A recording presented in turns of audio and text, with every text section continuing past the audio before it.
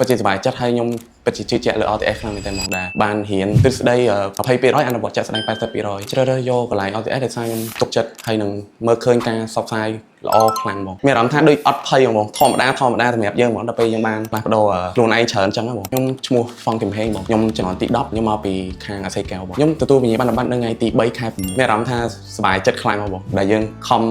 ចាំពីមុនមកពិតជាសប្បាយចិត្តហើយខ្ញុំពិតជាជឿជាក់លើ OTS ខ្លាំងមែនតើមកដែរបានរៀនហើយរៀនចេះក៏បានគាត់ផ្ដល់ឱកាសការងារមួយដ៏ល្អខ្ញុំធ្វើបើការខ្ញុំរៀនមួយបងរិទ្ធីខ្ញុំមានអារម្មណ៍ថារៀនមួយគាត់សប្បាយបងរៀនសប្បាយហើយគាត់ពិតជារៀនយើងបានល្អមែនតើបងគាត់យកចិត្តទុកដាក់យើងរៀនបានច្រើនហើយយើងឆាប់យល់ច្រើនណាបងសម្រាប់ចំណុចពេញចិត្តរបស់ខ្ញុំគឺទ្រឹស្ដី20%អនុវត្តចាក់ស្ដែង80%ហើយនឹងការយើងចោះតាមសាខាយើងទទួលបានបទពិសោធន៍ថ្មីច្រើនហើយនឹងយើងស្គាល់ពីគេច្រើនជាងនឹងទៀតបងជ្រើសរើសយកកន្លែង OTS ដែលថាខ្ញុំទុកចិត្ត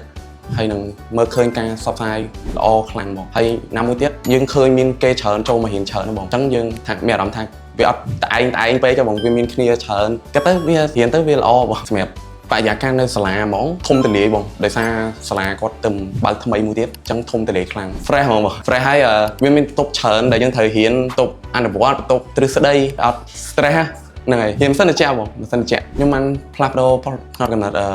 ច្រើនបងពីមុនវាយើងអត់សូវយកចិត្តទុកដាក់រៀនច្រើនយើងចូលចិត្តលេងនិយាយទៅយើងអត់សូវខ្វាយខ្វល់នឹងការរៀនឥឡូវវិញ